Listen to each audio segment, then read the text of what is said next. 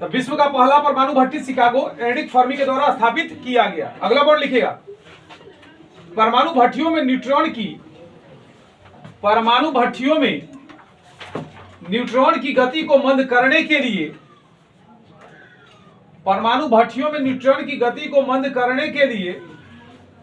मंदक का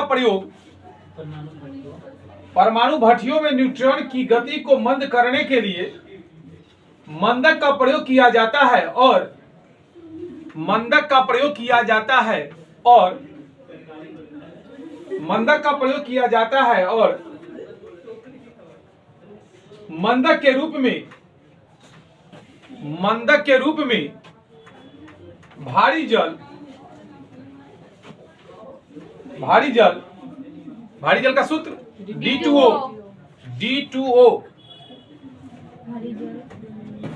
भारी जल ऑब्लिक D2O ड्यूटेरियम ऑक्साइड। हाँ, deuterium oxide D2O deuterium oxide एवं ग्रेफाइट का चूर्ण का प्रयोग किया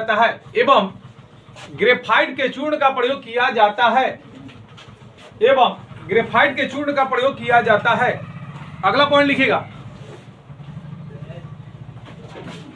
न्यूट्रॉन की गति को कंट्रोल करने के लिए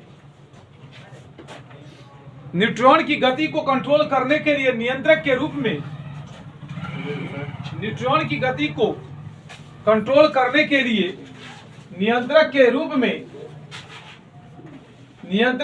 में कैडमियम एवं बोरॉन का क्षार प्रयोग किया जाता है। न्यूट्रॉन की गति को कंट्रोल करने के लिए नियंत्रक के रूप में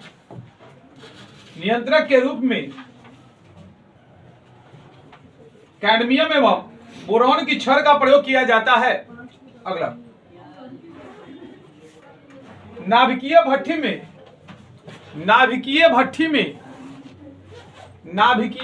में न्यूट्रॉन को ठंडा करने के लिए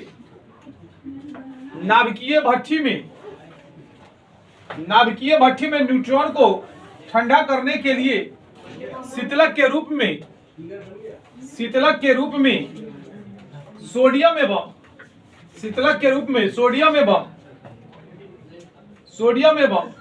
ठंडा करने के लिए शीतलक के रूप में सोडियम एवं पोटासियम की द्रवित मिश्रण को सोडियम एवं पोटासियम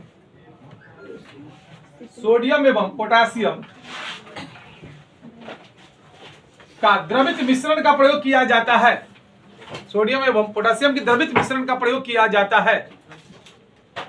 अगला क्वेश्चन देखते हैं, क्वेश्चन नंबर 2।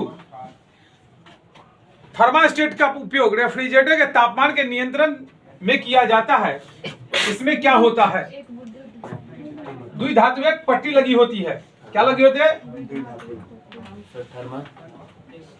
क्वेश्चन उसी में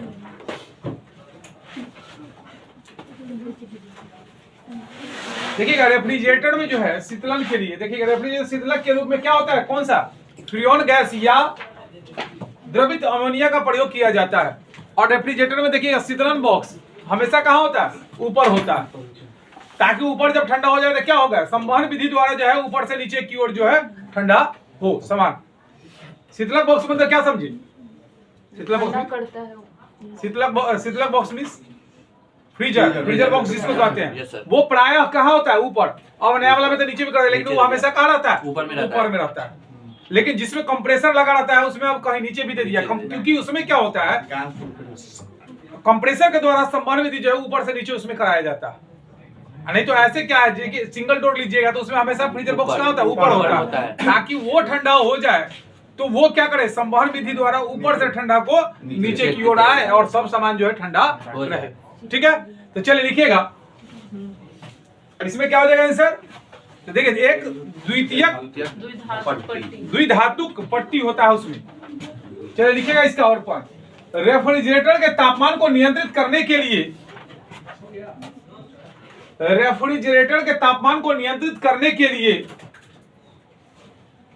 थर्मोस्टेट का प्रयोग किया जाता है, थर्मोस्टेट का प्रयोग किया जाता है जो एक द्विधात्विक से गर्म करने के लिए रेफ्रिजरेटर के तापमान को नियंत्रित करने के लिए थर्मोस्टेट का प्रयोग किया जाता है जो एक द्विधात्विक पट्टी होता है, द्विधात्विक पट्टी होता है, द्विधात्विक पट्टी होता है। अगला, रेफ्रिजरेटर में शीतलक के रूप में, रेफ्रिजरेटर में शीतलक के रूप में फ्रियोन या द्रवित अमोनिया का उपयोग किया जाता है, फ्रियोन या द्रवित अमोनिया का प्रयोग किया जाता है, द्रवित अमोनिया का उपयोग किया जाता है। अगला पॉइंट, अगला पॉइंट, द्रवित अमोनिया का प्रयोग किया जाता है। अगला पॉइंट, रेफ्रिजरेटर में शीतलन बक्सा, रेफ्रिजरेटर में शीतलन बक्सा, रेफ्रिजरेटर में शीतलन बक्सा, ब्रैकेट में लिख लीजिए, इसी को बोलते हैं शीतलन बक्सा, मतलब फ्रीजर बॉक्स। ब्रैकेट में लिख लीजिए फ्रीजर बॉक्स, शीतलन बक्सा ऊपर में रखा जाता है ताकि, ऊपर में रखा जाता है ताकि संवहनीय धारा चले, ताकि संवहनीय धारा चले और पूरे रेफ्रिजरेटर के तापमान को, और पूरे रेफ्रिजरेटर के तापमान को नियंत्रित, पूरे रेफ्रिजरेटर के तापमान को नियंत्रित किया जा सके, नियंत्रित किया जा सके। चलिए क्वेश्चन नंबर 3, आंख में कलर विजन निम्नलिखित में से किसकी मौजूदगी के कारण होता होगा? शंकु। शंकु का काम, देखिए आंख में दो चीज, रड और शंकु लगा होता है। शंकु का काम है कलर पहचानना और रड का काम है साफ साफ दिखाई देना। और कलर विजन प्रायः या क्या पुरुषों में होती है, न कि महिलाओं में, क्योंकि और इसका लेकिन वाहक कौन होता है? हमेशा महिला होती है। एक जनरेशन से दूसरे जनरेशन में ले जाने का काम महिला करती है। और यह जो है वो कहाँ होता है? एक्स क्रोमोसोम पर। महिला में 2 होता है, एक से एक्स। अगर एगो डैमेज हो गया तो यो काम करेगा, लेकिन पुरुष में 1 होता है। अगर एक डैमेज हो जाएगा तो दूसरा काम नहीं करेगा। इसीलिए क्या होता है कि यह बीमारी कलर विजन प्रायः किसमें होती है? पुरुषों में होती है, महिला में नहीं होती है। लेकिन एक जनरेशन से दूसरे जनरेशन में ले जाने का काम हमेशा महिला करती है। और इसमें क्या, देखिए हमारे रेटिना पर 2 चीज, एक रड लगा होता है, एक शंकु। शंकु का क्षमता है कलर पहचानने का।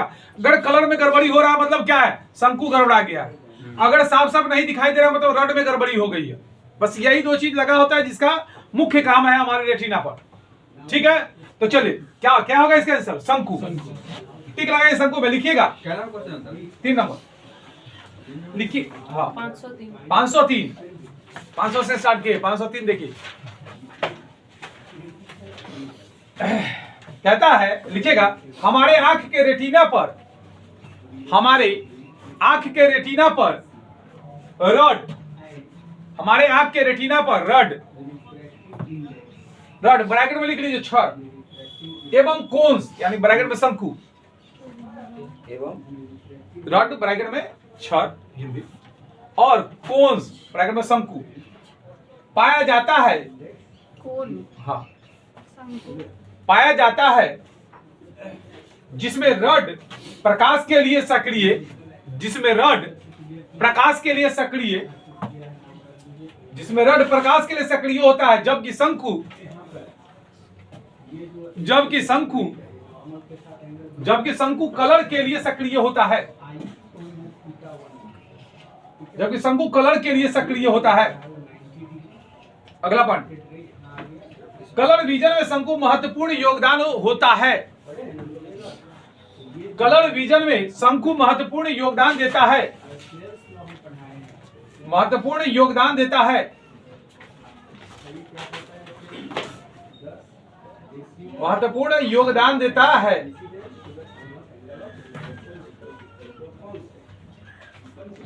अगला, रात्रिचर जंतु में, रात्रिचर जंतु के, सॉरी रात्रिचर जंतु के, रात्रिचर जंतु के रेटिना पर रड ज्यादा सक्रिय होता है।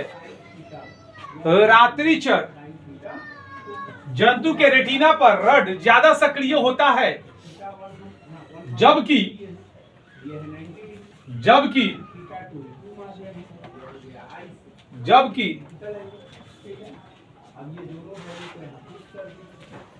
शंकु अधिक सक्रिय नहीं होता है, जबकि शंकु अधिक सक्रिय नहीं होता है,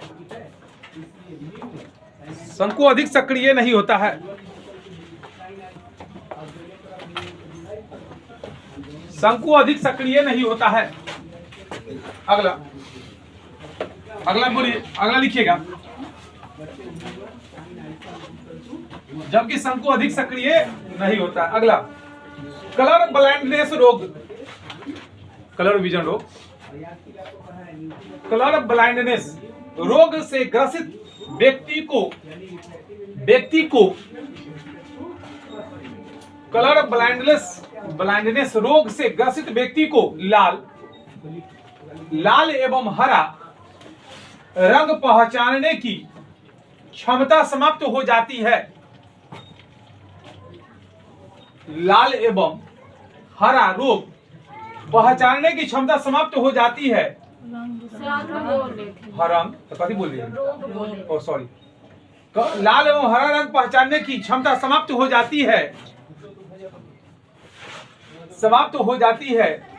यह एक आनुवांशिक रोग है, यह एक आनुवांशिक रोग है जो सामान्यतः पुरुषों में होता है, जो सामान्यतः पुरुषों में होता है, लेकिन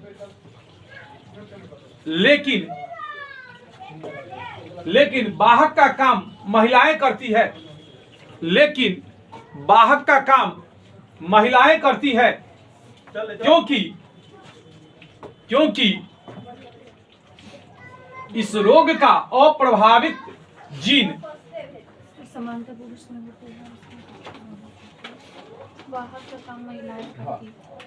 इस रोग का अप्रभावित जीन एक्स क्रोमोसोम पर पाया जाता है, एक्स क्रोमोसोम पर पाया जाता है। क्योंकि इस रोग का अप्रभावित जीन एक्स क्रोमोसोम पर पाया जाता है। चलिए चौथा क्वेश्चन, निम्नोक्त में से किसमें सर्वोत्तम विशिष्ट ऊष्मा होती है? सबसे अधिक किसमें होगा? जल में, जल में। चलिए लिखिएगा, विशिष्ट ऊष्मा होता क्या है? लिखिए तो, विशिष्ट ऊष्मा, विशिष्ट ऊष्मा लिखिएगा, लिखिएगा 1 केजी जल के तापमान को, 1 केजी जल के तापमान को 1 डिग्री सी बढ़ाने के लिए जितनी मात्रा में 1 केजी जल के तापमान को 1 डिग्री सी बढ़ाने के लिए जितनी मात्रा में ऊष्मा की आवश्यकता पड़ती है, जितनी मात्रा में ऊष्मा की आवश्यकता पड़ती है, उसे ही विशिष्ट ऊष्मा कहा जाता है।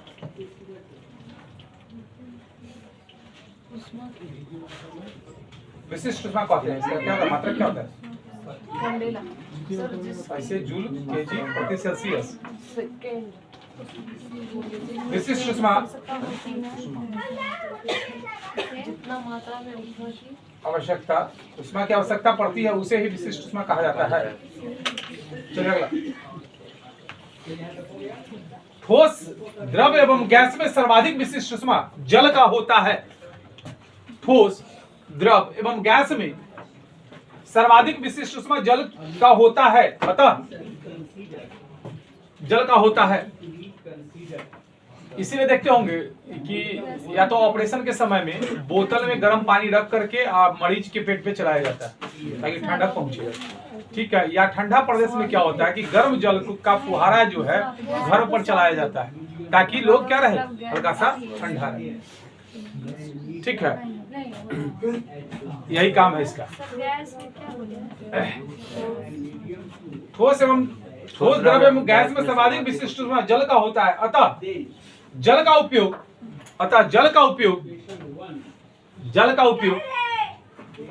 ठंडे प्रदेशों में रूम को गर्म रखने के लिए,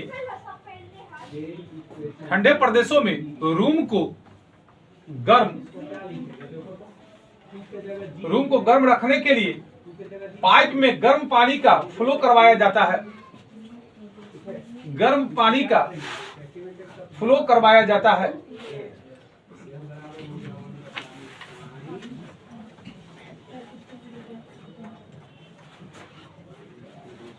और इसी कारण से इसका अथी में भी यूज होता है, ये क्या कहते हैं उसको, रेडिएटर में मशीन को क्या करने के लिए ठंडा रखते हैं। जनरेटर पानी डालता है गर्म। मालूम किसमें, हाँ वो भी होता है, तो वो थोड़े रखिएगा उसमें। सर बैटरी में जो पानी रहता है वो पानी दूसरा। देखिएगा, जल का विशिष्ट ऊष्मा अधिक होने के कारण ही, अगला इसी में अगला पॉइंट, जल का विशिष्ट ऊष्मा अधिक होने के कारण ही, जल का विशिष्ट ऊष्मा अधिक होने के कारण ही कार के रेडिएटर में, कारण ही कार के रेडिएटर में शरीर के सेकाई के लिए, शरीर के सेकाई के लिए, शरीर के सेकाई के लिए कार के रेडिएटर में शरीर के सेकाई के लिए जल का उपयोग किया जाता है, जल का उपयोग किया जाता है। साथ ही जल का उपयोग किया जाता है, साथ ही विशिष्ट ऊष्मा अधिक होने के कारण, साथ ही विशिष्ट ऊष्मा अधिक होने के कारण ही, साथ ही विशिष्ट ऊष्मा अधिक होने के कारण ही समुद्री जल का वाष्पीकरण नहीं हो पाता है, समुद्री जल का वाष्पीकरण नहीं हो पाता है, समुद्री जल का वाष्पीकरण नहीं हो पाता है, समुद्री जल का वाष्पीकरण नहीं हो पाता है।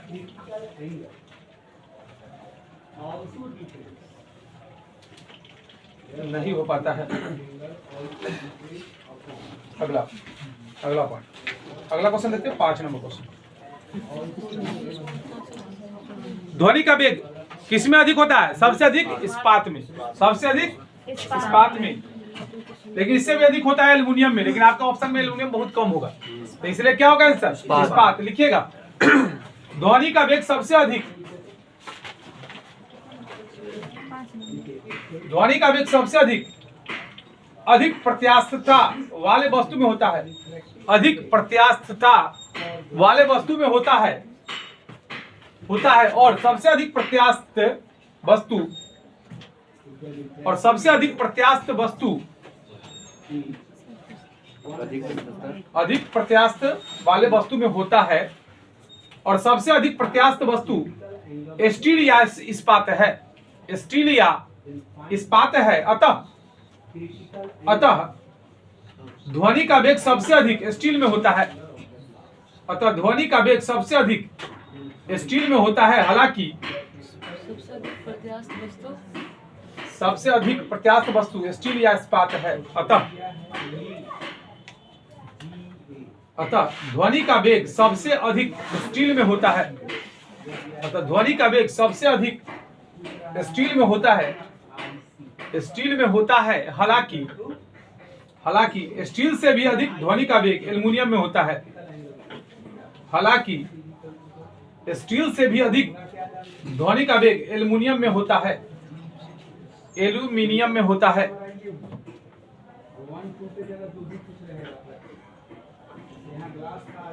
एल्युमिनियम में होता है। अगला पॉइंट, ध्वनि एक यांत्रिक तरंग है, ध्वनि एक यांत्रिक तरंग है, ध्वनि एक यांत्रिक तरंग है जो अनुदैर्ध्य तरंग का उदाहरण है। ध्वनि एक यांत्रिक तरंग है जो अनुदैर्ध्य तरंग का उदाहरण है, जो अनुदैर्ध्य तरंग का उदाहरण है। इसका संचरण के लिए, इसके संचरण के लिए किसी न किसी माध्यम की आवश्यकता पड़ती है, इसके संचरण के लिए किसी न किसी माध्यम की आवश्यकता पड़ती है। निर्वात में यह बिल्कुल ही गमन नहीं करता है, निर्वात में यह बिल्कुल ही गमन नहीं करता है। अगला पॉइंट, तापमान बढ़ाने पर ध्वनि के वेग में भी वृद्धि हो जाती है। तापमान बढ़ाने पर ध्वनि के वेग में वृद्धि हो जाती है। तापमान बढ़ाने पर ध्वनि के वेग में वृद्धि हो जाती है। ध्वनि जो देखिए निर्वात में जहाँ कुछ नहीं है, क्योंकि ध्वनि के लिए किसी न किसी सहारे की आवश्यकता पड़ती है, इसलिए खाली की जगह पे ध्वनि गमन नहीं करेगा। तापमान बढ़ाने पर ध्वनि के वेग में वृद्धि हो जाती है। वृद्धि हो जाती है। छठा देखिए, सूर्य में ऊर्जा का निरंतर सृजन किस कारण से होता है? तो नाभिकीय संलयन से। सूर्य का ऊर्जा नियंत्रण क्या होता है? नाभिकीय संलयन। हाइड्रोजन बम का वो भी नाभिकीय संलयन। परमाणु बम नाभिकीय विखंडन। चलिए लिखिएगा। हाँ कौन आंसर होगा? ए। हाँ लिखिएगा, सूर्य एवं हाइड्रोजन बम में, सूर्य एवं हाइड्रोजन बम में ऊर्जा का मुख्य स्रोत नाभिकीय संलयन अभिक्रिया है। सूर्य एवं हाइड्रोजन बम में ऊर्जा का मुख्य स्रोत नाभिकीय संलयन अभिक्रिया है। नाभिकीय संलयन अभिक्रिया है। अगला पॉइंट, परमाणु बम एवं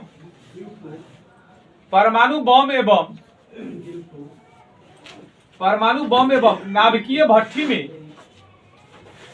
परमाणु बम एवं नाभिकीय भट्ठी में, नाभिकीय भट्ठी में ब्रैकेट में लिख लीजिए, परमाणु भट्ठी भी बोलते हैं। नाभिकीय भट्ठी या परमाणु भट्ठी में ऊर्जा का मुख्य स्रोत नाभिकीय विखंडन अभिक्रिया है। नाभिकीय विखंडन अभिक्रिया। देखिए सूर्य में क्या होता है? हाइड्रोजन मिलता है तो हीलियम का निर्माण होता है। हाइड्रोजन का काम है सूर्य में भी, और हाइड्रोजन बम भी हाइड्रोजन का है, तो इसलिए दोनों में याद रखिएगा संलयन। अब परमाणु भट्ठी परमाणु बम वो हो जाएगा विखंडन। नाभिकीय विखंडन अभिक्रिया होती है।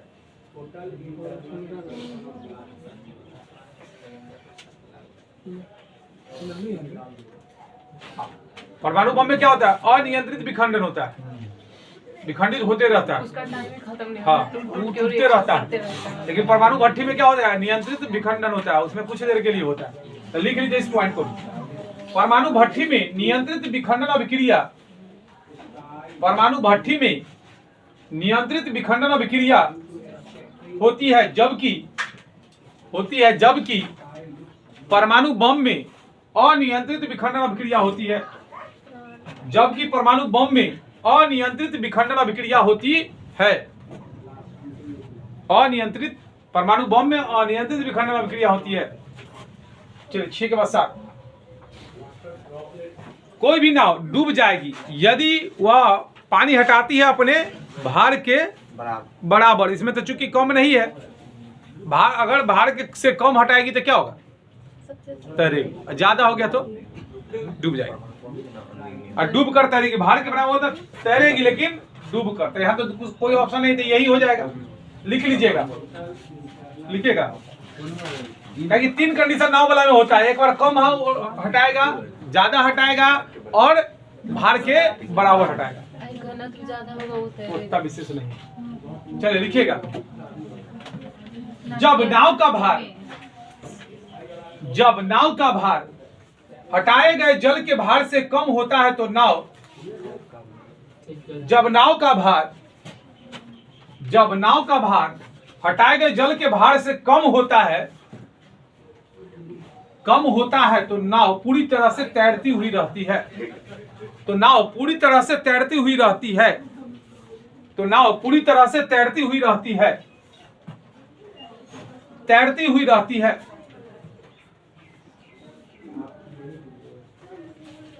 और तैरने के दौरान कुल भाग का, खूब क्वेश्चन पूछता है, कुल भाग का 1/10 भाग सतह के ऊपर रहता है। हाँ 1/10 भाग सतह के ऊपर रहता है और 9/10 भाग सतह के अंदर और 9/10 भाग सतह के अंदर रहता है, और 9/10 भाग सतह के अंदर रहता है, 9/10 भाग सतह के अंदर रहता है। नेक्स्ट पॉइंट, जब नाव का भार हटाए गए द्रव के भार के बराबर, जब नाव का भार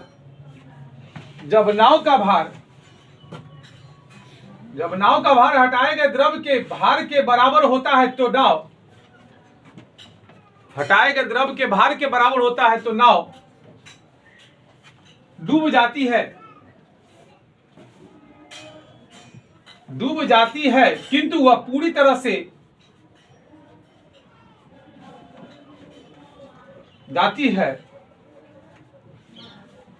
किंतु वह पूरी तरह से जल के अंदर रहकर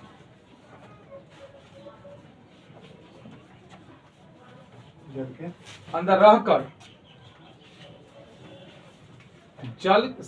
अंदर रहकर तैरती हुई रहती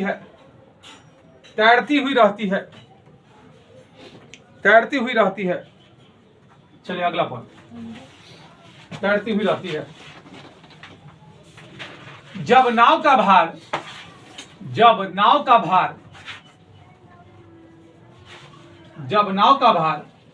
हटाए गए द्रव के भार से अधिक हो जाता है, जब नाव का भार हटाए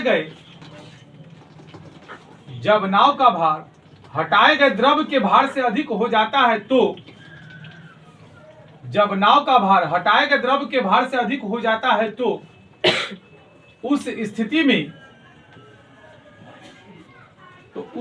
में नाव पूरी तरह से डूब जाती है। चलिए 8 नंबर, निम्नलिखित में से वह पदार्थ कौन सा है जो प्रायः फ्लोरेंस ट्यूबों में इस्तेमाल किया जाता है? आंसर हो जाएगा पारद वाष्प तथा आर्गन। अगला पॉइंट, अगला क्वेश्चन, वह उपकरण कौन सा है जिसमें समुद्र की गहराई को मापने के लिए ध्वनि तरंगों का इस्तेमाल होता है? सोनार का। ध्वनि तरंग सोनार में भी होता है, ध्वनि तरंग रडार में भी होता है, लेकिन रडार का काम है वायुयान की स्थिति का पता लगाना, और सोनार का काम है समुद्र की गहराई का पता लगाना। और ये भी कौन से नियम से? ध्वनि तरंगों के माध्यम से, ध्वनि के परावर्तन के नियम से। ठीक है, ध्वनि के परावर्तन के नियम से। और एक और चीज होता है जिससे उसकी गहराई का पता लगाया जाता है, समुद्र के अंदर छुपी हुई वस्तु का पता लगाया जाता है। क्या होता है? नहीं, तो गहराई वाला तो फेडोमीटर है। देखो फेडोमीटर हो गया, ये अगर छुपी वस्तु का। हाँ, वस्तु का पता ध्वनि तरंग के द्वारा ही लगाया जाता है, इसलिए इसी का प्रयोग किया जाता है। चलिए लिखिएगा, समुद्र की गहराई को फेडोमीटर के द्वारा मापा जाता है। हाँ, समुद्र की गहराई, 8 का आंसर, 8 का तो बता दिए। हाँ, समुद्र की गहराई को फेडोमीटर के द्वारा मापा जाता है। समुद्र की गहराई को फेडोमीटर के द्वारा मापा जाता है, किंतु ध्वनि तरंग के माध्यम से समुद्र की गहराई या समुद्र में डूबे हुए वस्तु की स्थिति का पता लगाया जाता है। ध्वनि तरंग के माध्यम से समुद्र की गहराई या समुद्र में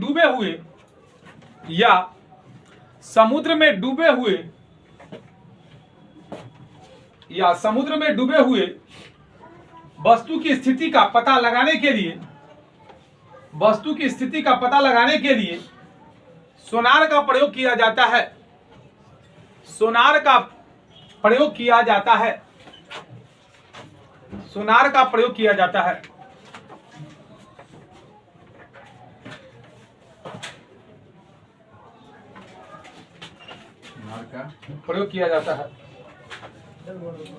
अगला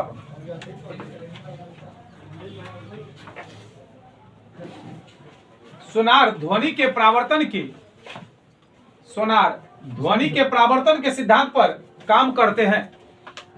सोनार ध्वनि के सोनार ध्वनि के परावर्तन के सिद्धांत पर काम करते हैं। सोनार ध्वनि के परावर्तन के सिद्धांत पर काम करते हैं। ध्वनि के परावर्तन के सिद्धांत पर काम करते हैं। इसके द्वारा पराध्वनि वेव का प्रयोग किया जाता है। पराध्वनि वेव का प्रयोग किया जाता है। अगला पॉइंट, ध्वनि के परावर्तन के पश्चात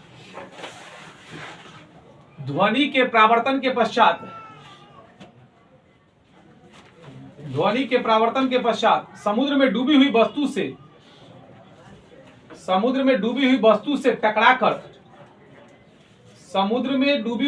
से टकराकर वापस आ जाती है तो उसे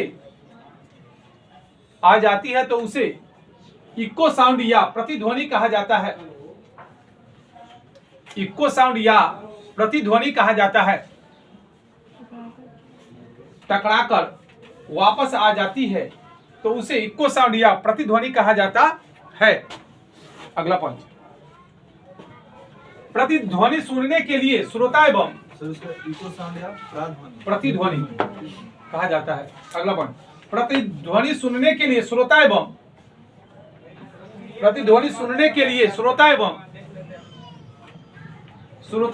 परावर्तक सतह के बीच प्रतिध्वनि सुनने के लिए श्रोता एवं परावर्तक सतह के बीच कम से कम प्रतिध्वनि सुनने के लिए श्रोता एवं परावर्तक सतह के बीच कम से कम 16.6 मीटर या 16.6 मीटर या लगभग 17 मीटर की दूरी होनी चाहिए।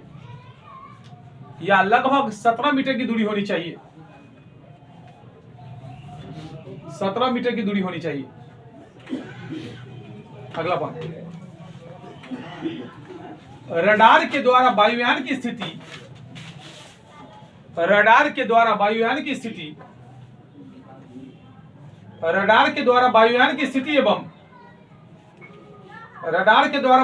स्थिति एवं दिशा का पता लगाया जाता है। वायुयान की स्थिति एवं दिशा का पता लगाया जाता है।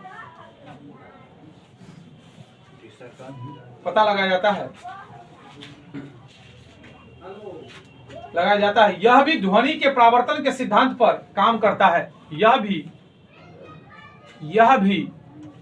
ध्वनि के परावर्तन के सिद्धांत पर काम करता है।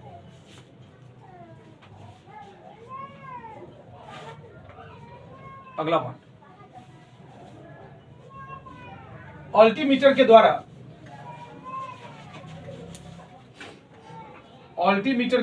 समुद्र तल से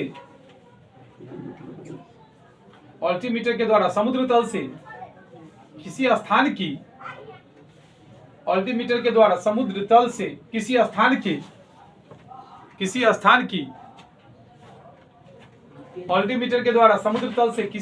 की ऊंचाई को ज्ञात किया जाता है।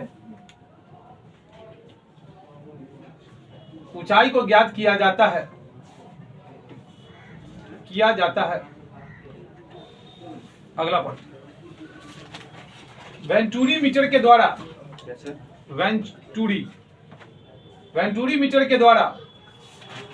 द्रव के प्रवाह की गति को मापा जाता है। वेंटूरी मीटर के द्वारा द्रव की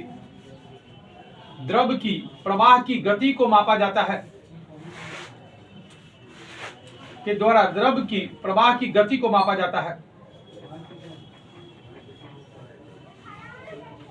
चलिए अगला,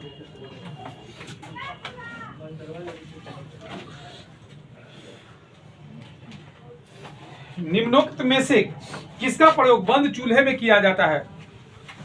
देखिए, बंद चूल्हा कहते हैं माइक्रोवेव का, यानी कि सूक्ष्म तरंग। किसका हो जाएगा? सूक्ष्म तरंग, माइक्रोवेव यानी कि सूक्ष्म तरंग। लिखिएगा, बंद चूल्हा या ओवन माइक्रोवेव बंद चूल्हा या ओवन माइक्रोवेव का उपयोग किया जाता है। ओवन माइक्रोवेव का उपयोग किया जाता है, इसमें भी माइक्रोवेव का उपयोग किया जाता है, इसमें भी संवहन धारा चलती है, जिसके कारण इसमें भी संवहन धारा चलती है, जिसके कारण संवहन धारा चलती है, जिसके कारण उसमें रखा हुआ कोई भी वस्तु गर्म हो जाती है, गर्म हो जाती है। अगला पॉइंट भैया इसमें से हमेशा पूछता है, एक्स किरण का खोज डब्ल्यू रॉन्टजन, लिखिएगा एक्स किरण का खोज डब्ल्यू रॉन्टजन। पराबैंगनी किरण का रीटर, पराबैंगनी किरण की खोज रीटर, पराबैंगनी किरण की खोज रीटर, पराबैंगनी किरण की खोज रीटर। सूक्ष्म तरंग की खोज हर्शेल, सूक्ष्म तरंग की खोज हर्शेल, हाँ सूक्ष्म तरंग की खोज हर्शेल, सूक्ष्म तरंग की खोज हर्शेल। लघु रेडियो तरंग की खोज हर्ट्ज, लघु रेडियो तरंग की खोज हर्ट्ज, लघु रेडियो तरंग की खोज हर्ट्ज। दीर्घ रेडियो तरंग की खोज मार्कोनी, दीर्घ रेडियो तरंग की खोज मार्कोनी, दीर्घ रेडियो तरंग की खोज मार्कोनी, दीर्घ रेडियो तरंग की खोज मार्कोनी, हाँ। एक्स किरण क्या बोले हैं? एक्स किरण का है डब्ल्यू रॉन्टजन। अगला देखते हैं 11 नंबर क्वेश्चन। निम्नोक्त में से, तो हो गया 11। देखिए, पदार्थ की चौथी अवस्था क्या होती है? प्लाज्मा। पदार्थ की चौथी अवस्था प्लाज्मा। 12 देखिए, क्रायोजेनिक किससे संबंधित है? निम्न तापमान, क्रायोजेनिक निम्न तापमान से। 13वां देखिए, द्रव्यमान ऊर्जा संबंध किसका निष्कर्ष है? सापेक्षता का सामान्य सिद्धांत, सापेक्षता का सामान्य सिद्धांत लिखिएगा। 13 में आइंस्टीन नामक विद्वान ने, आइंस्टीन नामक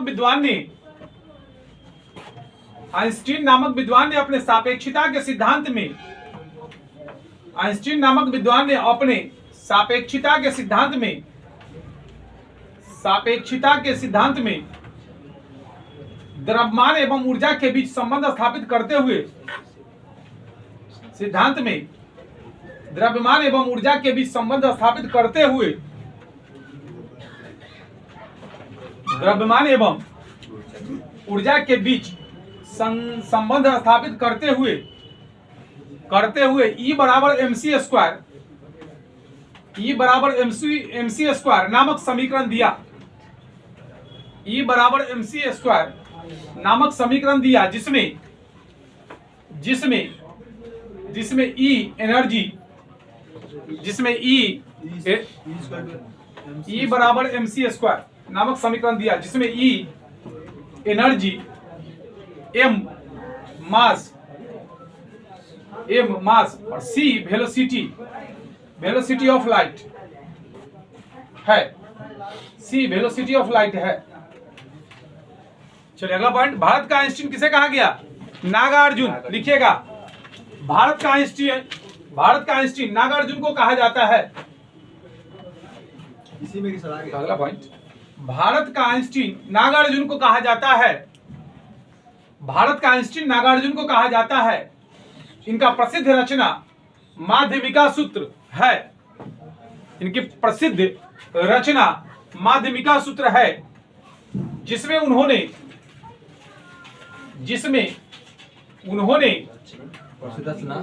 प्रसिद्ध रचना माध्यमिका सूत्र है, माध्यमिका सूत्र है, जिसमें उन्होंने द्रव्यमान एवं ऊर्जा के बीच, जिसमें उन्होंने द्रव्यमान एवं ऊर्जा के बीच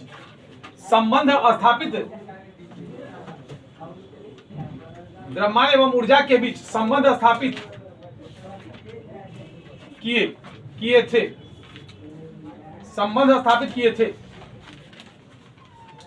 चलिए 14, सिग्नल के लिए लाल बत्ती का प्रयोग इसलिए किया जाता है क्योंकि माध्यम में निम्न प्रकीर्णन होता है। लाल का क्या होता है? प्रकीर्णन निम्न होता है।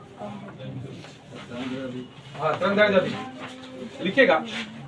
क्या नंबर 13 है कि 14? लिखिएगा दृश्य प्रकाश, दृश्य प्रकाश, हाँ दृश्य प्रकाश कौन कौन होता है? डिविजियोर, हाँ लिख लीजिएगा अपना। हाँ बैनी आह पीना ला वही होता है, दृश्य प्रकाश वही है। बैनी आह पीना ला, वैसे बैगनी, नी से नीला, बैनी आ से आसमानी, ह से हरा, आ पी से पीला, ना से नारंगी, अल्लाह से पीनाला, पीनाला लिखिएगा। हाँ। सबसे अधिक तरंगदैर्ध्य, सबसे अधिक तरंगदैर्ध्य, सबसे अधिक तरंगदैर्ध्य लाल रंग का होता है, जबकि सबसे अधिक तरंगदैर्ध्य लाल रंग का होता है, जबकि लाल रंग का प्रकीर्णन, जबकि लाल रंग का प्रकीर्णन आवृत्ति, जबकि लाल रंग का प्रकीर्णन आवृत्ति अपवर्तनांक,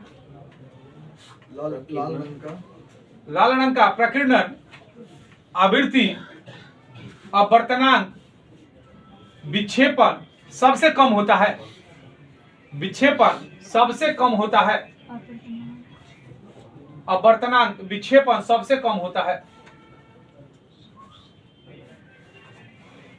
अगला, बैगनी रंग का तरंगदैर्ध्य सबसे कम होता है। अगला पॉइंट, बैगनी रंग का तरंगदैर्ध्य सबसे कम होता है,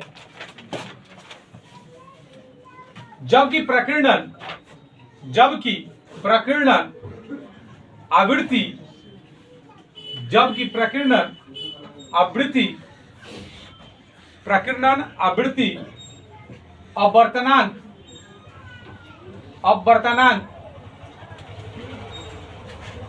अपवर्तनांक विक्षेपण सबसे अधिक होता है, विक्षेपण सबसे अधिक होता है।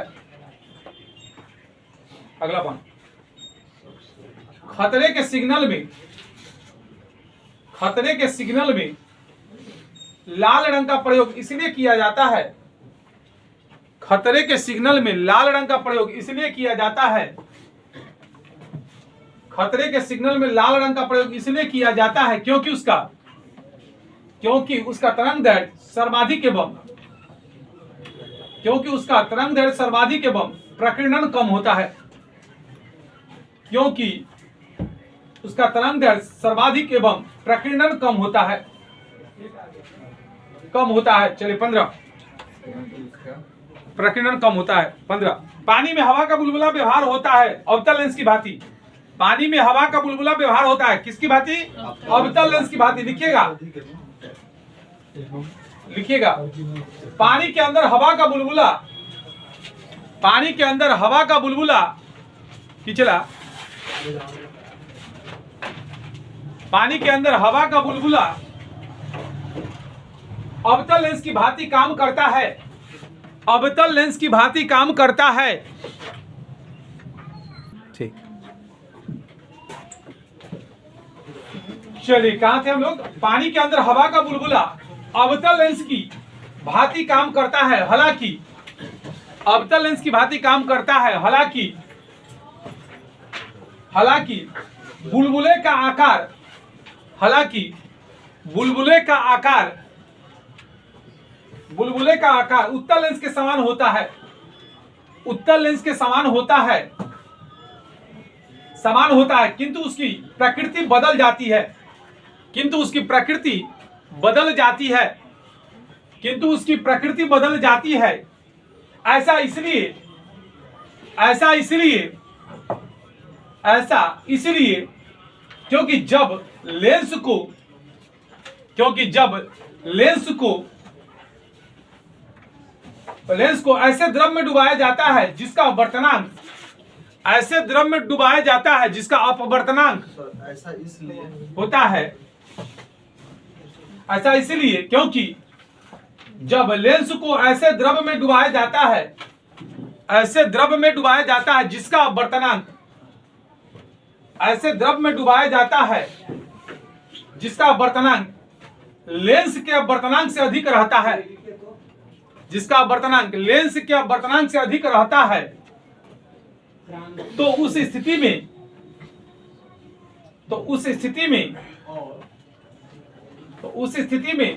लेंस की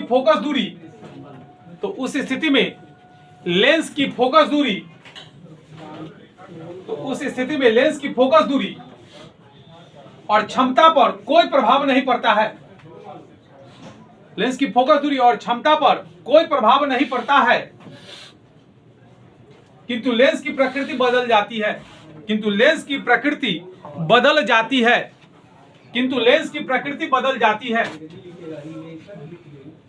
चलिए अगला 16। रात में कुहासे और कोहरे में फोटोग्राफी करना निम्नलिखित में से किसका प्रयोग करते हुए संभव है? अवरक्त विकिरण या अवरक्त किरण लिखिएगा। अवरक्त किरण ही रख दीजिए ना, अवरक्त विकिरण इसमें है ऑप्शन में, वही अवरक्त किरण उस किरण को कहा जाता है, अवरक्त किरण उस किरण को कहा जाता है जिसका तरंग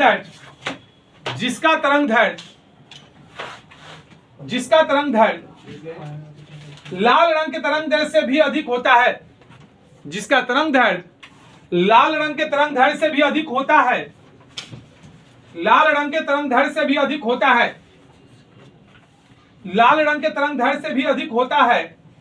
इसका उपयोग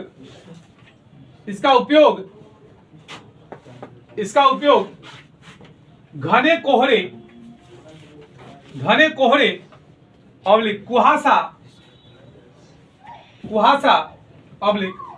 रात के समय फोटोग्राफी लेने में अधिक होता है। अधिक कोहरे, इसका उपयोग घने कोहरे कुहासा रात के समय फोटोग्राफी लेने में किया जाता है। रात के समय फोटोग्राफी लेने में किया जाता है। रात के समय फोटोग्राफी लेने में किया जाता है। रात के समय फोटोग्राफी लेने में किया जाता है। साथ ही युद्ध के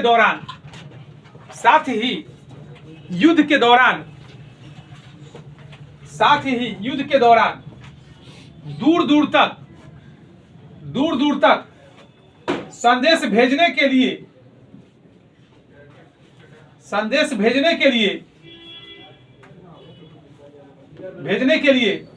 रोगियों का सेकाई करने के लिए भी इसका प्रयोग किया जाता है। रोगियों का सेकाई करने के लिए भी इसका प्रयोग किया जाता है। रिमोट में भी इसका प्रयोग किया जाता है। लिखिएगा अगला पॉइंट, टेलीविजन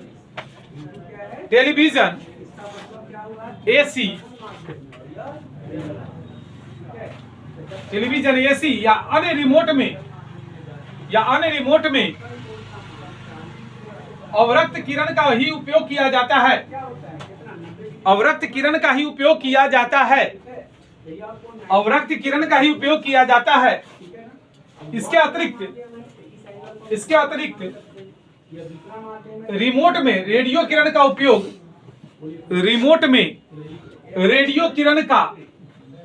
किया जाता है। अब ऑप्शन में दोनों में से जो रहेगा वो हो सकता है, ठीक है। रिमोट वाला में ध्यान रखेंगे। 17 हो गया। 18 देखते हैं। 18 कार्बन का सर्वाधिक कठोर अपरूप कौन सा है बुआरी? हीरा। कौन है? हीरा। चलिए लिखिएगा। कार्बन के 3 अपरूप होते हैं।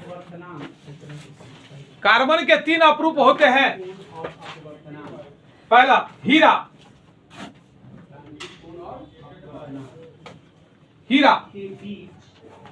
लिखकर डाल दीजिएगा। इसमें कार्बन के 4 परमाणु एक दूसरे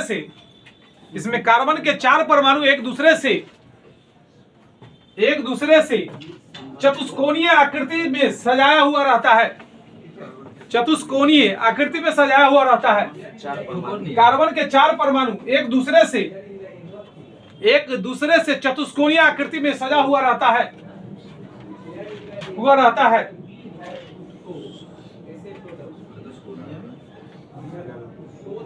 सजा हुआ रहता है। अगला पॉइंट, हीरा प्रकृति का कठोरतम पदार्थ है। हीरा प्रकृति का कठोरतम पदार्थ है। हीरा प्रकृति का कठोरतम पदार्थ है।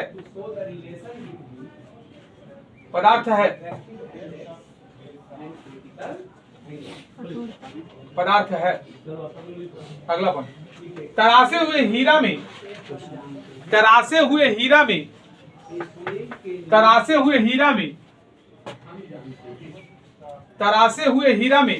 पूर्ण आंतरिक परावर्तन के कारण चमक आती है। तरासे हुए हीरा में पूर्ण आंतरिक परावर्तन के कारण चमक आती है। अगला पॉइंट, हीरा का वर्तनांक सर्वाधिक होता है। हीरा का वर्तनांक सर्वाधिक होता है 2.42। हीरा का वर्तनांक सर्वाधिक होता है 2.42।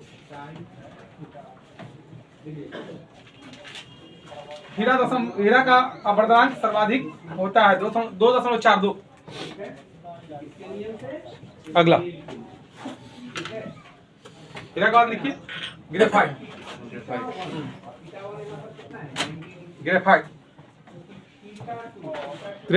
कार्बन के 6 परमाणु एक दूसरे से षष्ठकोणीय आकृति में सजा रहता है। षष्ठकोणीय आकृति में सजा रहता है।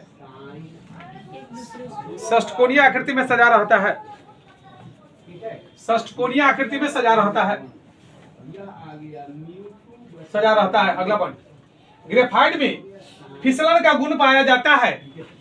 ग्रेफाइट में फिसलन का गुण पाया जाता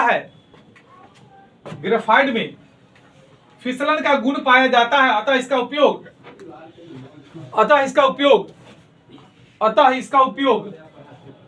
ठोस स्नेहक के रूप में किया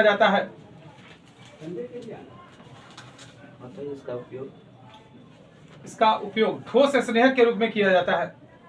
अगला पॉइंट,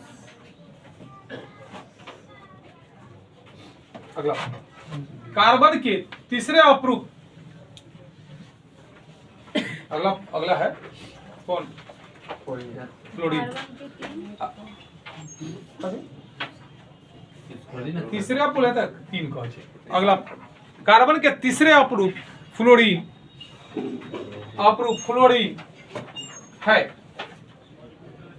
है। इसमें कार्बन के 60 परमाणु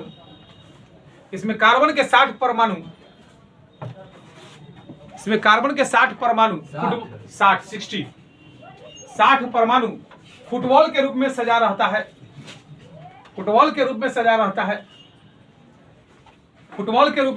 है। चलो 19 देखते हैं।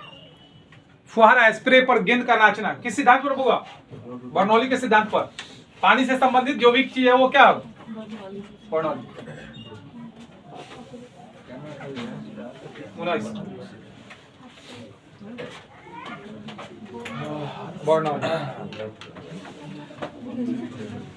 बर्नौली लिखिएगा।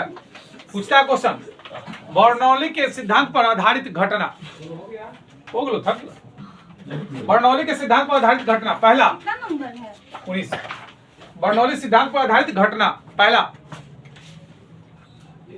आंधी या तूफान के समय छप्पर का उड़ना। आंधी या तूफान के समय छप्पर का उड़ना खूब पूछता है। आंधी या तूफान के समय छप्पर का उड़ना। दूसरा, फुहारा पर बॉल का नाचना। छप्पर का उड़ना, फुहारा पर बॉल का नाचना। दूसरा, फुहारा पर बॉल का नाचना। अगला, तीसरा, बरसात के समय बरसात के समय चौराहे पर बॉल का नाचना। वही बॉल होता है।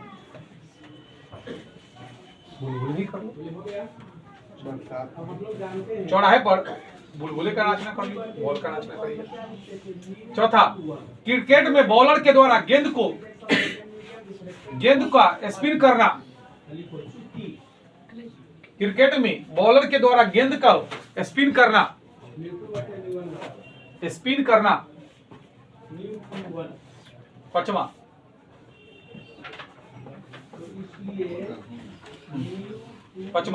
समुद्र या नदी में एक ही दिशा में जा रहे, समुद्र या नदी में एक ही दिशा में जा रहे समांतर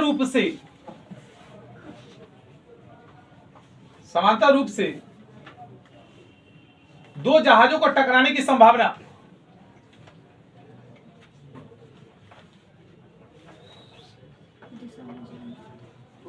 टकराने की संभावना। छठा, दिशा में जा रहे दो जहाजों को टकराने की संभावना। समांतर रूप से दो जहाजों को टकराना की संभावना। छठा, प्लेटफॉर्म पर खड़े व्यक्ति को तेज गति से, प्लेटफॉर्म पर खड़े व्यक्ति को तेज गति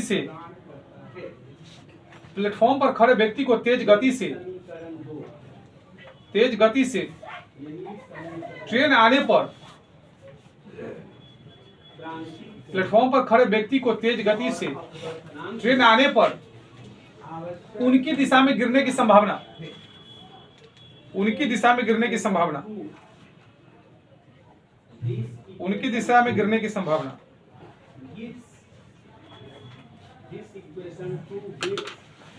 गिरने की संभावना।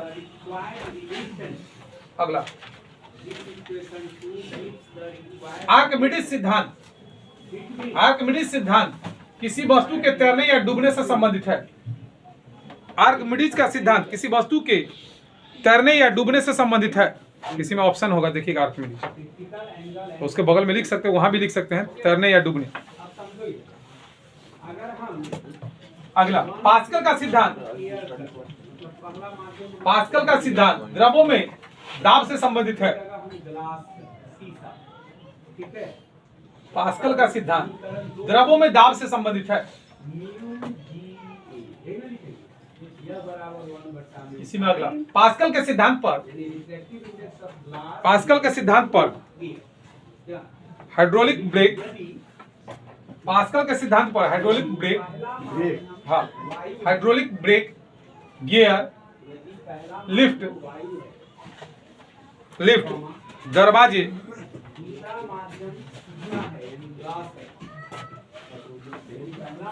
हाइड्रोलिक ब्रेक, गियर, लिफ्ट, दरवाजे इत्यादि कार्य करते हैं। इत्यादि कार्य करते हैं।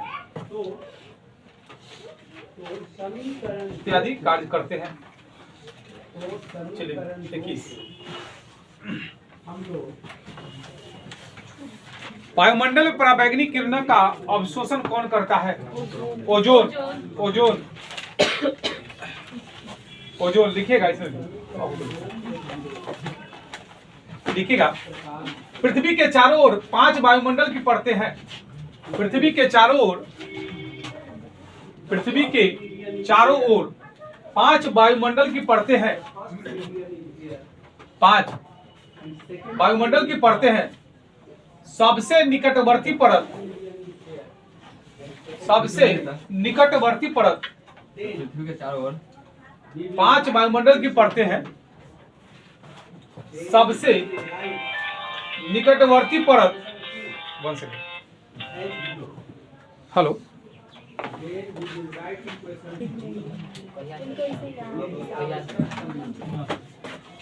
चलिए, पृथ्वी के चारों ओर 5 वायुमंडल की परतें हैं। सबसे निकटवर्ती परत क्षोभ मंडल है। सबसे निकटवर्ती परत क्षोभ मंडल है। क्षोभ, जिसका सर्वाधिक घनत्व होता है। जिसका सर्वाधिक घनत्व होता है। विभिन्न प्रकार का मौसम परिवर्तन इसी मंडल में होता है। विभिन्न प्रकार का मौसम परिवर्तन इसी मंडल में होता है। मौसम परिवर्तन इसी मंडल में होता है। मौसम परिवर्तन इसी मंडल में होता है। विभिन्न प्रकार का मौसम परिवर्तन इसी मंडल में होता है। अगला, क्षोभ मंडल के बाद दूसरा निकटवर्ती मंडल। क्षोभ मंडल के बाद दूसरा निकटवर्ती मंडल समताप मंडल है। स्ट्रेटोस्फीयर ना, समताप मंडल है। और क्षोभ मंडल के बाद दूसरा निकटवर्ती मंडल समताप मंडल है। और समताप मंडल के ऊपरी सीमा में ओजोन गैस का परत पाया जाता है। और समताप मंडल के ऊपरी सीमा में ओजोन गैस का परत पाया जाता है, जिसे ओजोन गैस का परत पाया जाता है, जिसे पृथ्वी का रक्षक छतरी कहा जाता है, क्योंकि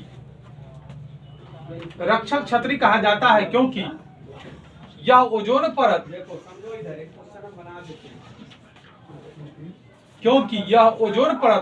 सूर्य से निकलने वाले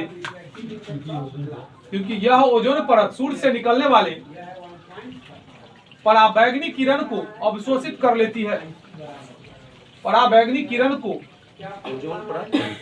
ओजोन परत सूर्य से निकलने वाली पराबैंगनी किरण को अवशोषित कर लेती है।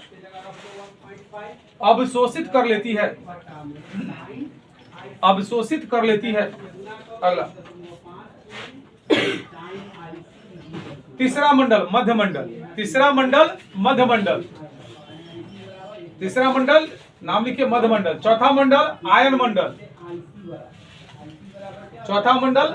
आयन मंडल और पांचवा मंडल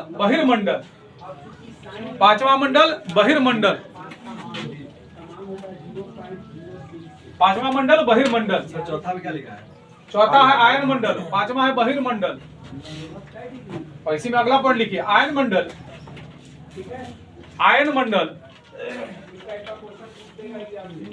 संचार संप्रेषण के लिए महत्वपूर्ण होता है।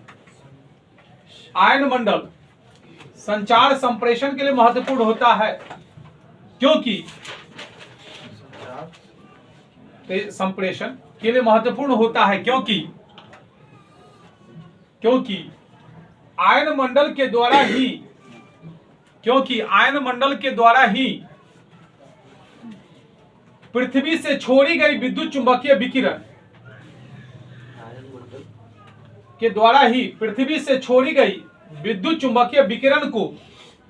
विद्युत चुंबकीय विकिरण को पुनः पृथ्वी की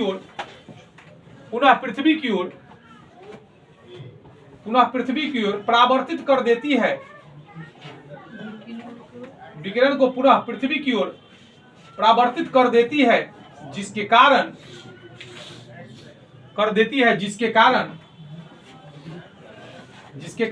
टीवी रेडियो इंटरनेट मोबाइल का प्रयोग संभव हो पाता है।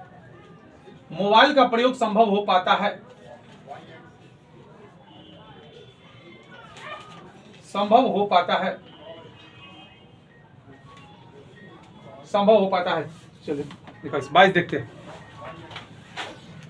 शीशे के एक टुकड़े सहित बर्फ का एक ब्लॉक पानी में तैरता है। यदि बर्फ पिघलती है तो बर्फ पानी का असर क्या होता है? कोई असर नहीं होता, उतना ही रह जाता है। अगला है टीवी रिमोट नियंत्रण में होगा कौन सा तरंग लिखा है? रेडियो तरंग। पूर्ण आंतरिक परावर्तन होता है जब प्रकाश जाता है सघन से विरल में, यानी हीरे से कांच में। लिखिएगा पूर्ण आंतरिक परावर्तन के लिए जरूरी होता है कि प्रकाश सघन माध्यम से विरल माध्यम में पूर्ण आंतरिक परावर्तन के लिए जरूरी होता है कि प्रकाश सघन माध्यम से विरल माध्यम में प्रवेश करे। पूर्ण आंतरिक परावर्तन के लिए जरूरी होता है कि प्रकाश सघन माध्यम से विरल माध्यम में प्रवेश करे।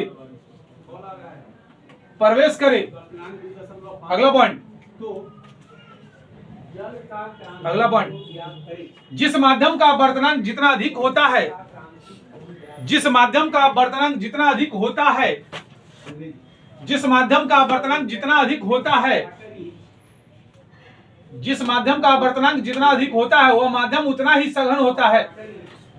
जिस माध्यम का अपवर्तनांक जितना अधिक होता है वह माध्यम उतना ही सघन होता है,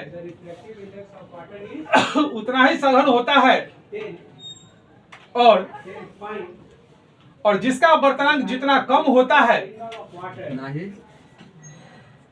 जितना अधिक होता है वह माध्यम उतना ही सघन होता है। और जिसका अपवर्तनांक जितना कम होता है वह उतना ही विरल होता है। और जिसका अपवर्तनांक जितना कम होता है वह उतना विरल होता है, वह उतना विरल होता है।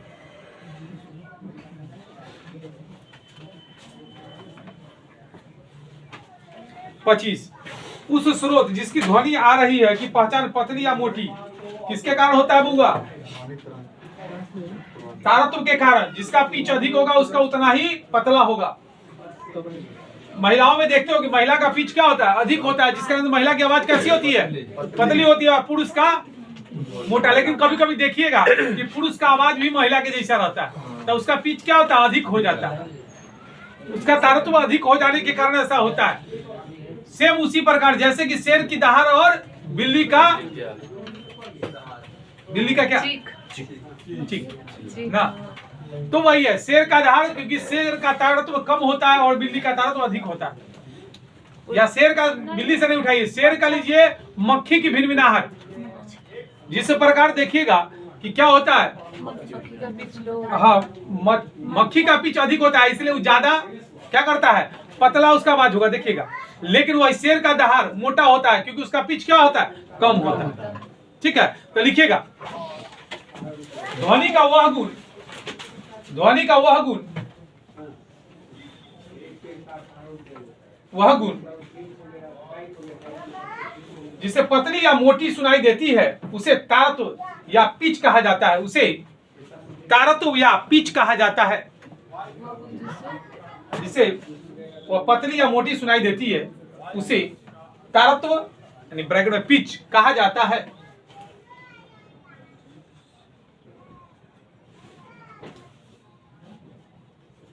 अगला पॉइंट, महिलाओं की ध्वनि का पिच पुरुष की तुलना में, महिलाओं के ध्वनि का पिच पुरुष की तुलना में अधिक होता है, जिसके कारण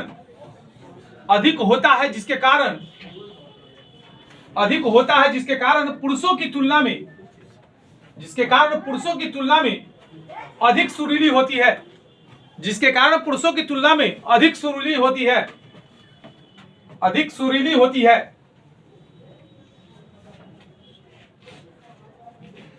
अगला पॉइंट, शेर की तुलना में मच्छर की भिनभिनाहट अधिक सुरीली होती है।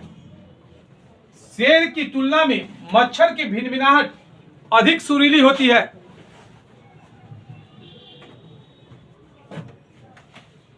छब्बीस, निम्न में से किसके द्वारा रासायनिक ऊर्जा को विद्युत ऊर्जा में परिवर्तित किया जाता है बुआ? Voltmeter, voltameter, not voltmeter, voltameter. लिखिएगा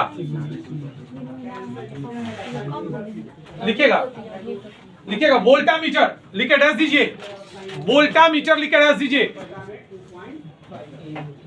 एक बर्तन होता है जिसमें विद्युत अपघटन की प्रक्रिया,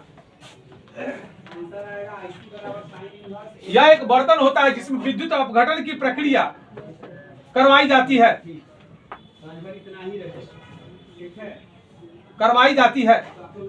अगला पॉइंट, हाइग्रोमीटर के द्वारा सापेक्षिक आर्द्रता को मापा जाता है। हाइग्रोमीटर के द्वारा सापेक्षिक आर्द्रता को मापा जाता है।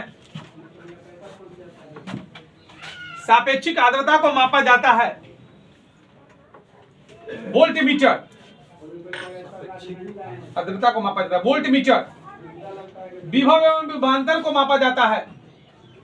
विभव एवं विभवांतर को मापा जाता है।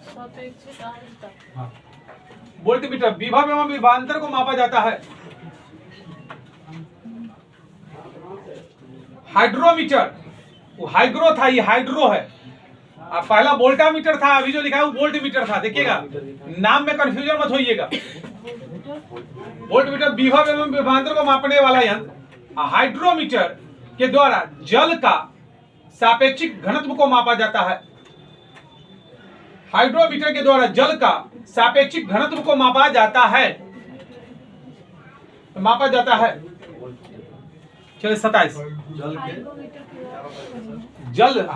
हाइड्रोमीटर के द्वारा जल का सापेक्षिक घनत्व को मापा जाता है। चलिए 28। 27। निम्न में से कौन सा एक डायमैग्नेटिक पदार्थ का उदाहरण है? तांबा। लिखिएगा, डायमैग्नेटिक पदार्थ, प्रतिचुंबकीय लिख के डाल दीजिए। तांबा या कॉपर, पानी, सोना, चांदी, एंटीमनी, बिस्मथ इत्यादि। तांबा या कॉपर, पानी, सोना, चांदी, एल्युमिनियम, बिस्मथ इत्यादि सब क्या है? प्रतिचुंबकीय पदार्थ है। पानी, सोना, चांदी, एंटीमनी, बिस्मथ इत्यादि। अगला देखिए, अनुचुंबकीय पदार्थ, पैरामैग्नेटिक। अनुचुंबकीय पदार्थ paramagnetic, aluminium, sodium, oxygen, magnesium, aluminium, sodium, oxygen, magnesium, platinum इत्यादि।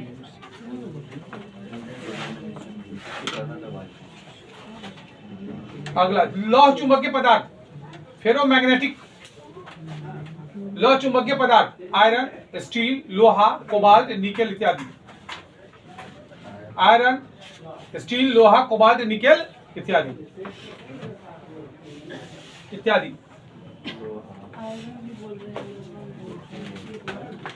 क्या होगा? चलिए, हो गया। आयरन, स्टील, लोहा, कोबाल्ट, निकेल इत्यादि। जिन तरंगों के चलने के लिए लगातार एवं प्रत्यास्थ माध्यम की आवश्यकता पड़ती है, क्या कहलाती है? यांत्रिक तरंगे। यांत्रिक तरंगे किस तक कर देते हैं?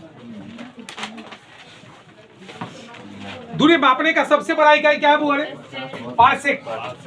पारसेक लिखिएगा। हाँ, उससे भी बड़का है। अंतरिक्ष की दूरी को मापा जाता है। हाँ, लिखिएगा। 1 किलोमीटर बराबर 10 के पावर 3 मीटर। 1 किलोमीटर बराबर 10 के पावर 3 मीटर। 1 प्रकाश वर्ष बराबर 9.46, यानी कि 9 × 45 = 46। 9.46 गुणे 10 के पावर 15 मीटर। गुणे 10 के पावर 15 मीटर। और 1 पारसेक बराबर 3.26 प्रकाश वर्ष। 3.26 प्रकाश वर्ष बराबर में लिख सकते हैं 3.06 गुणे 10 के पावर 16 मीटर। 3.26 प्रकाश वर्ष बराबर 3.06 गुणे 10 के पावर 16 मीटर। और 1 एंगस्ट्रम बराबर 10 के पावर -10 मीटर। -10 मीटर। अगला लिखे पॉइंट, परमाणु का आकार या नाभिक की त्रिज्या। परमाणु का आकार या नाभिक की त्रिज्या एंगस्ट्रम में मापा जाता है। परमाणु का आकार या नाभिक की त्रिज्या एंगस्ट्रम में मापा जाता है।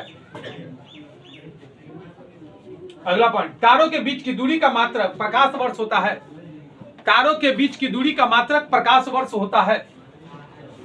तारों के बीच की दूरी का मात्रक प्रकाश वर्ष होता है। अगला, खगोलीय दूरी का सबसे बड़ा मात्रक पारसेक होता है। तारों के बीच की दूरी का मात्रक प्रकाश वर्ष होता है। तारों के बीच की दूरी का मात्रक प्रकाश वर्ष होता है। अगला, खगोलीय दूरी का सबसे बड़ा मात्रक पारसेक होता है। खगोलीय दूरी का सबसे बड़ा मात्रक पारसेक होता है। खगोलीय दूरी का सबसे बड़ा मात्रक पार्सेक होता है।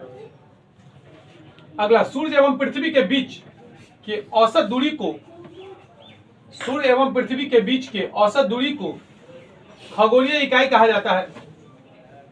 सूर्य एवं पृथ्वी के बीच की औसत दूरी को खगोलीय इकाई कहा जाता है। सूर्य एवं पृथ्वी के बीच की औसत दूरी को खगोलीय इकाई कहा जाता है। चलिए 30 औसत दूरी को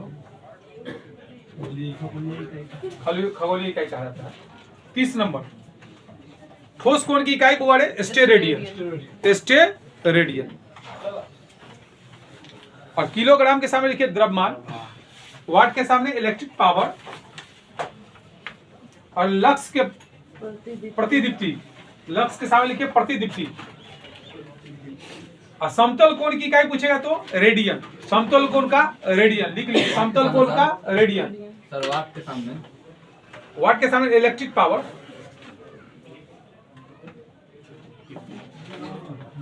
और लक्स के सामने प्रतिदीप्ति, और समतल कोण की इकाई रेडियन, और वही कहेगा ठोस कोण की इकाई स्टेरेडियन। एक और पॉइंट लिख लीजिए इसमें, शक्ति की एक और इकाई, शक्ति की एक और इकाई HP, हॉर्स पावर, HP।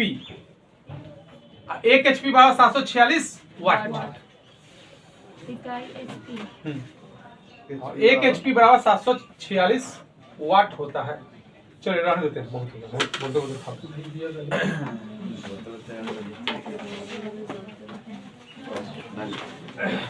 अगला बार से सर बार के जो करेंगे वो हमें इसको करना है। 2 घंटा इसको, 2 घंटा रीजनिंग को, तब हो तो कम का खैर ये 150 के बाद कम लिखाना पड़ेगा, इधर वाला चीज टकराएगा उसकी। लेकिन जितना आप लोग अभी लिखे होंगे, जो एग्जाम दिया वो देखिएगा, सारा क्वेश्चन अभी लिखाया गया, जितना पॉइंट लिखाया सब प्रीवियस है कि नहीं, बराबर पूछा हुआ पॉइंट सब, इसलिए इसको एकदम घोट के पी जाइए। सर वीडियो बंद कर।